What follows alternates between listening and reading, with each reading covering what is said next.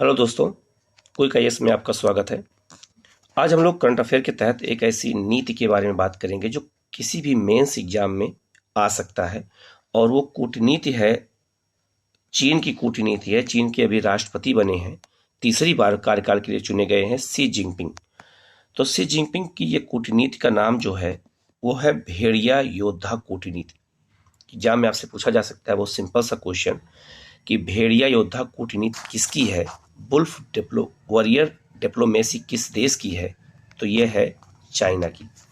China की diplomacy है, ये कैसे काम करती है और ये शब्द कहाँ से आया है, इसके बारे में हम एक तरफ से विध्वस्त इसको बात करेंगे, डिटेल में बात करेंगे इस पर कि कूटनीति लाने का चाइना का उद्देश्य क्या है, किसके लिए ये नीति लाई गई है और क्यों लाई गई है।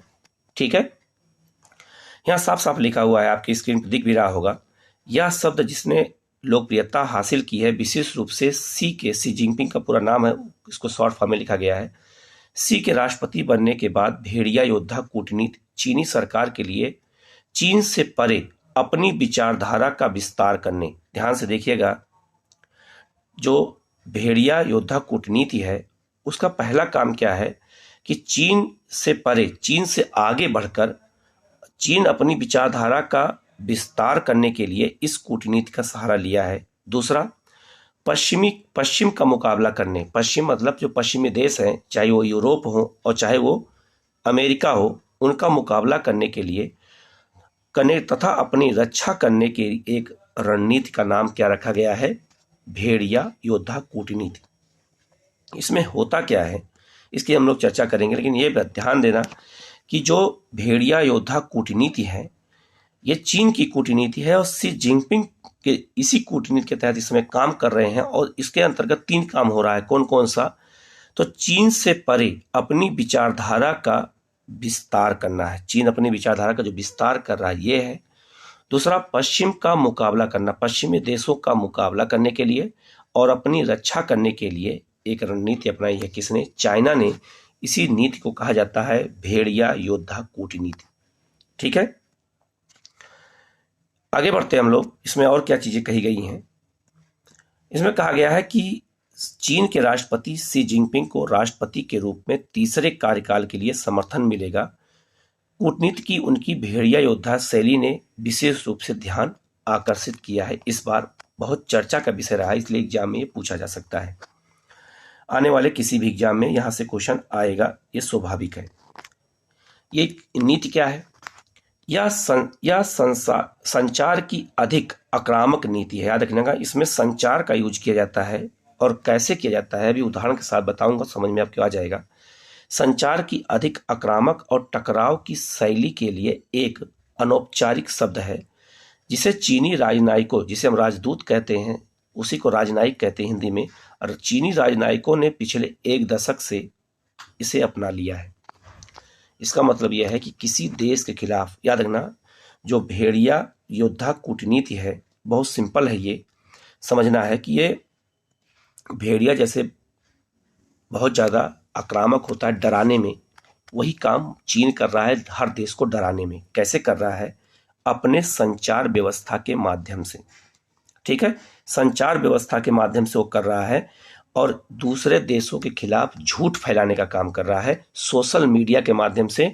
और जो इसके राजनयिक हैं, चीन के राजनयिक हैं, जो राजदूत हैं, कि दूसरे देशों के खिलाफ आक्रामक रूप से ट्विटर पे, फेसबुक पर या अन्य सोशल मीडिया पर बहुत तेजी से एक्टिव होते हैं और किसी दूसरे देश के खिलाफ दुष्प्रचार करते हैं, खासकर अमेरिका और पूंजीवादी देशों के खिलाफ। ठीक है, आगे यहाँ लिखा हुआ है, एक एक शब्द पर ध्यान दीजिएगा। लिखा है कि 2015 में की बात हुई है कि 2015 की एक चीनी एक्शन फिल्म जिसका शीर्षक था वुल्फ वॉरियर 2, कि चीन की एक मूवी थी, उसका नाम ही था वुल्फ वॉरियर 2, उस मूवी का नाम था। और उसी फिल्म से इस नीति को लिया गया है, ये भी याद रखिएगा, उसी फिल्म से ये नीति को लिया गया। लिखा है, फिल्में अपनी राष्ट्रवादी विषयों और संवादों के लिए चीनी सेनानियों पर ध्यान केंद्रित करती है जो अक्सर पश्चिमी भाड़े के सैनिकों के खिलाफ सामना करते हैं। ये मूवी में वही घटना को दिखाया गया है कि चीन दुष्प्रचार के माध्यम से कैसे पश्चिमी देशों का मुकाबला करता है, तो चीन ने ये शब्द जो नीति अपनाया है वो इसी शब्द से उठाया है। वुल्फोरियम जो मूवी है यहीं से उसको उठाया गया है, पहला चीज। दूसरा आगे लिखा है, आपकी स्क्रीन पर दिख रहा होगा कि चीन ऐसी कूटनीति का सहारा क्यों लेता है, क्या कारण लेने का। तो पहला कारण यह है कि पहले के नेताओं की तुलना में शी जिनपिंग की अधिक अधिनायक वादी प्रवृत्ति। चीन के जितने भी नेता पहले रहे हैं उनकी तुलना में चीन के जो राष्ट्रपति इस समय जिनपिंग है, शी जिनपिंग है, ये अधिनायक अर्थात तानाशाही प्रवृत्ति को अपने बढ़ावा देने के लिए, अपनी आत्मरक्षा के लिए इन्होंने इस नीति को अपनाया है, भेड़िया योद्धा कूटनीति को, पहला। दूसरा जो कारण है, अमेरिका के पूर्व राष्ट्रपति डोनाल्ड ट्रंप के कार्यकाल में बिगड़ते अमेरिकी चीनी संबंध, यहीं से ये और ज्यादा आक्रामक हुआ है चीन के राष्ट्रपति ने। और तीसरा, जब चीन पर कोरोना वायरस महामारी का आरोप लगाया गया, पूरी दुनिया ने आरोप लगाया कि चीन ने कोरोना फैलाया, तो चीन अपनी छवि में सुधार करने के लिए और दूसरे देशों की छवि को बिगाड़ने के लिए इसी नीति के सहारे काम करना शुरू कर दिया। इसके बाद में आगे बात करते हैं, यह नीति व्यवहार में कैसी दिखती है, इसको थोड़ा देख लेते हैं कि व्यवहार में दिखती कैसे है। तो मैंने आपको बताया था सोशल मीडिया के माध्यम से ये काम होता है। इस पे सोशल मीडिया के माध्यम से किसी देश पर दुष्प्रचार किया जाता है। तो यहाँ से हमें समझना है कैसे प्रचार किया जाता है। ध्यान देना, एक घटना के बारे में यहाँ बताया गया है कि व्यवहार में वो घटना चीन ने कैसे किया है, जिससे हमें आपको और समझ में आ जाएगा। लिखा है यहाँ पे, स्क्रीन पे आपको दिख रहा होगा कि सोशल मीडिया पर मैसेजिंग के रूप में भी कुछ उदाहरण देखे जा सकते हैं, जहां चीनी अधिकारी पश्चिम के किसी भी आरोप का जवाब देने और सक्रिय रूप से हमले करने के लिए तत्पर हैं। ये जो क्या करते हैं, पश्चिमी के जो जितने भी देश हैं उनके खिलाफ जो चीन के अधिकारी है ये आक्रामक रहते हैं, खासकर सोशल मीडिया पर मैसेजिंग के माध्यम से, और दुष्प्रचार का काम तेजी से करते हैं। एक उदाहरण यहाँ पे दिया भी गया है, 2021 की घटना है ये। उदाहरण के लिए 2021 में चीनी सरकार के प्रवक्ता थे, उनका नाम था लीजियान झाओ ने एक ऑस्ट्रेलियाई सैनिक की एक बच्चे की हत्या की डिजिटल रूप से छेड़छाड़ की गई तस्वीर ट्वीट की। ऑस्ट्रेलिया में एक सैनिक द्वारा हत्या का एक जो है डिजिटल रूप से तस्वीर बनाई गई, उस पर छेड़छाड़ की गई, जिसमें दावा किया गया कि ऑस्ट्रेलियाई सेना अफगानिस्तान में बच्चों को मार रही है। ये झूठा आरोप चीन के राजनयिक प्रवक्ता कौन थे, लीजियान झाओ ने सोशल मीडिया के माध्यम से 2021 में ये अफवाह फैला दिया पूरे ऑस्ट्रेलिया में और पूरे दुनिया में फैलाया गया कि अफगानिस्तान में जो नाटो की सेना लड़ रही है तो उसमें नाटो की सेना के अलावा ऑस्ट्रेलियाई सैनिक भी उसमें हैं, उन्होंने अफगानिस्तान के बच्चों को मारा है। ऐसा डिजिटल रूप से फोटो में छेड़छाड़ करके ऐसा चीनियों ने किया, ऐसा चीनी के अधिकारियों ने किया। अब क्या हुआ कि इसके चलते ऑस्ट्रेलियाई प्रधानमंत्री ने घोषणा की कि आधिकारिक तौर पर चीन माफी मांगे, लेकिन चीन ने माफी मांगने से इनकार कर दिया। और आपको पता होगा इसीलिए चीन लगातार ऑस्ट्रेलिया के खिलाफ आक्रामक रहा है और चीन और ऑस्ट्रेलिया में संबंध काफी बिगड़ गए हैं। इसके पीछे ये भी एक कारण है, जिम्मेदार है। इसके बाद हम बात करेंगे भेड़िया योद्धा शैली नीति का इस्तेमाल अधिकांश और चीन के राजनयिकों द्वारा किया जाता है। अधिकांशतः कौन करता है, चीन के राजनयिक जो राजदूत होते हैं वही लोग करते हैं और दूसरे देशों के खिलाफ दुष्प्रचार खूब फैलाते हैं, जितना हो सके उतना दुष्प्रचार फैलाते हैं। इसके बाद है भेड़िया योद्धा कूटनीति टकराव और जुझारू है।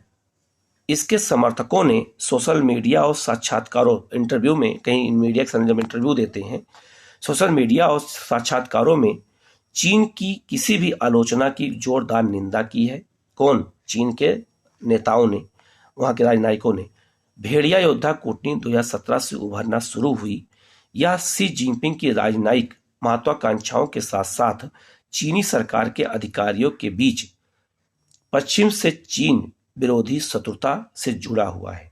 ठीक है, ये जो पश्चिम के देश है उनकी शत्रुता से जुड़ा हुआ है। और खासकर जब कोरोना महामारी आई तो ये और तीव्र हो गया, क्योंकि चीन के ऊपर बहुत आरोप लगाया गया कि पूरे दुनिया में चीन ने जो है ये फैलाया है कोरोना वायरस।